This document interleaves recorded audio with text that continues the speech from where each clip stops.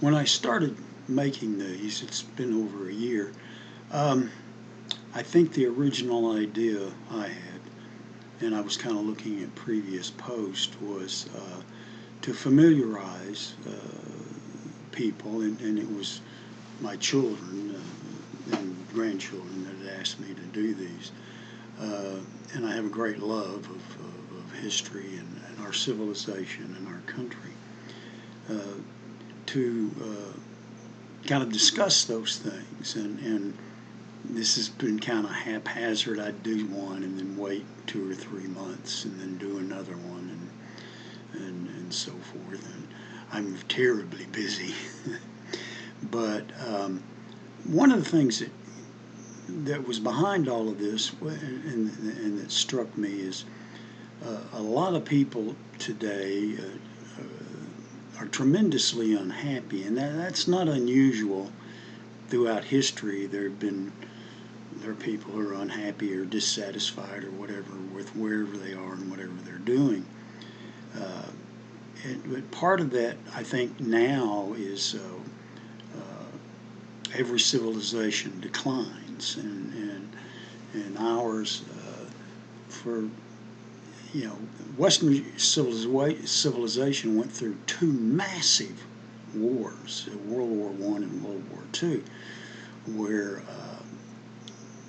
people were killing each other in huge numbers, and we still haven't figured out the results of World War I, much less World War II yet. But the world's still kind of going along, and we've spent about 100 years with people destroying the structures of European Western civilization, the foundations. And so now we have people who are kind of stumbling around. And as I've mentioned in the previous two posts, our educational universities and institutions are really kind of failing in their job, which is to train us, not for a particular occupation, but to use our brains, to think critically, to reason, to use logic, which is the purpose of education. And so we have people, parents who have been raised not believing anything in particular, and the churches too have more or less fallen down on their responsibility in carrying forward with what they do. They're trying to be more a part of the world as opposed to helping the world move forward. So people are grasping for this or that, and so you have new religions like environmentalism, and there's actually Christianity talks about being stewards of the planet and so forth, and you have something like Marxism, which is, as I mentioned previously, a flawed interpretation of history. It was written during the 19th century when industrialists were not doing, in many ways, the right thing for their employees and whatnot. And Marx took that and projected it as an ongoing thing, but people in England and the United States and Europe came to terms with that and moved forward and did right. And the union movement was part of that too, to make things better for workers. But a true Christian employer would treat employees properly. And right now we have this thing that they call offshoring, where we've gutted the United States industrial capability because you can get cheaper labor, in many cases slave labor, in places like China and Indochina and Indonesia and formerly Mexico and Central America and the American South for a while. They could move down here from the Northeast and get extremely cheap labor, and then they repeated the same mistakes they made in the Northeast and mistreated people and so forth and so on. I'm a big believer. I did a previous post about paying people properly. And I think you get more productivity, more loyalty out of workers who are treated in a Christian way. But so we have this massive absence of meaning, a life without purpose, and so people stumble along without real direction from a lot of their parents, from kindergarten on through graduate from high school, and then the great cry for several decades has been go to college. And that was a good thing, because college really, for me, and I've mentioned another time, was a big eye-opener in what it did for me mentally, and helped me in many ways get more prepared. But now colleges have devolved into little country clubs. I mean, they've got health places, and the student center has got all these coffee drinks and this and that and so forth and so on, and people are it's more about, I mean, when I went, we had fraternities and sororities and so forth, and people partied and that, but you were still held responsible by your professors.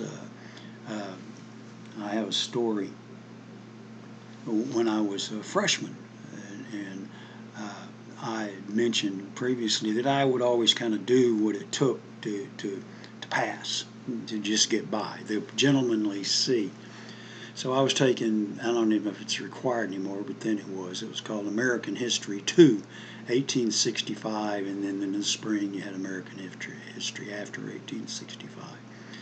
So our instructor, and this was a freshman level class, was not much older than we were. He was working on his PhD, I guess, and he was in his 20s. And he was a very good instructor. He was a big believer in class participation. So I'd been there a month, maybe, and at the end of class one day he called me up, and in those days you were called by Mr. or Miss or whatever, and he said, I want to talk to you. He said, I can tell by your class participation that you enjoy this and you're quite knowledgeable and so on. And I said, yeah, I do have a lot of fun with it, and I do like history. And he said, but you know, on our Friday quizzes, you're only making C, sometimes B's. He would give a quiz every Friday. And I said, yeah, that's great. And he said, I'm passing. And he says, well, you have the capability of making an A. I said, well, I'm passing. He said, you have the capability of making an A. I said, I'm passing. That's all I really cared about. And he said, well, if you don't start living up to your capability, I'm just going to fail you. And I said, you can't do that. He said, yeah, I can. So I made a beeline for my counselor's office and was ranting and raving and finished. And she just kind of sat there and looked at me, and I said, he can't do that. And she said, yeah, he can. I said, but if I'm passing, and she said, well, he can give you whatever he thinks is appropriate. And I was like, I don't think they can do this today. And I said, well, can I appeal that? And she said, yes, you can. I said, then I'm going to appeal it. And she said, it takes about a year. I said, well, she said, you want my suggestion? I said, what? She said, pass the class with an A. So I grumbled and left, and I did. And I owe that man a lot because I really enjoyed being pushed and going on from there. And some of my other professors were that way too. And a lot of them were I guess they leaned left, but I took another class later called Constitutional Law. It was an undergraduate class. Very good instructor It wasn't a law school class. It was just a regular. But she taught that way, and it was the case method. And she was liberal. And I guess today she probably wouldn't be. But you could disagree with her to your heart's content, but you couldn't get emotional about it, and you had to back it up with case law. You know, you just couldn't get up and rant and rave and so forth. So they grounded us in a belief and reason and logic and the foundations of Western civilization, which were those things. So I came out the better for that, and I tried to pass that along to my own children and so forth. But what I see a lot now is I feel like I had a meeting. I'm a Methodist, and my grandparents were, and my parents were, and my great-grandparents were. And I think from about 1815 on. And I guess the Methodists, like all the denominations, have changed and whatnot, but I guess you would be an old-fashioned Methodist. And to live that way is really pretty satisfying. And you hold yourself to a standard. And I haven't been successful at it. I have a cousin that says, and I adhere to this, that he's a practicing Christian. And you say, what do you mean by that? He said, well, I'm practicing trying to get it right.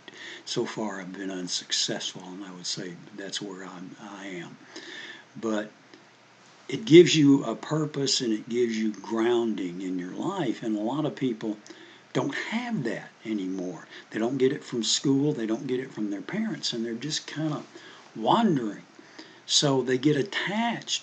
Marxism, for all its faults, does have a grounding, and you have to adhere to it and whatnot. So it's like a religion. It really is. And you have to, follow it and so forth and so on. So a lot of people need guidance in life. They just do. And if they don't get it, they're going to hook up with something that gives them that. So I would say, to me, and I was just reading Ecclesiastes this morning. Read that, and read Proverbs, and I'm not telling you have to be a Christian or anything, but if you try to live that way, it's a great way to live. And the community that my parents' hometown, I grew up in the military, but my parents' hometown, and they still are kind of that way today. It's a very small town. It's like not quite 4,000 people, but that ethos, that grounding, that's something that gives you a purpose. And many of us don't have. Many people go to college, and they go to college so they can earn a lot of money. And there's nothing wrong with earning a lot of money. That's a good thing, actually, because you do a lot of, normally you do things, if you do to help other people. You may create other jobs. You may create an industry. And so, but if you just go out to earn a lot of money, then you're worshiping money, and that's not the purpose. The purpose is to live a good life, to live the right way, and to spread that around if you can. So life ain't easy, and it's not supposed to be easy. But if you have a purpose to your life, if you have a reason for being, rather than just running from this to running to that, and demonizing other people, which does absolutely no good whatsoever, then you're not doing anything. Live your life, help other people when you can, help your children, and have children. Believe me, I have 4 children and 9 grandchildren. I am not sorry for that. And they provide me with a wonderful purpose. I see them as much as I can. I stay in touch with them as much as I can. And that gives the whole world meaning. So, have a good day.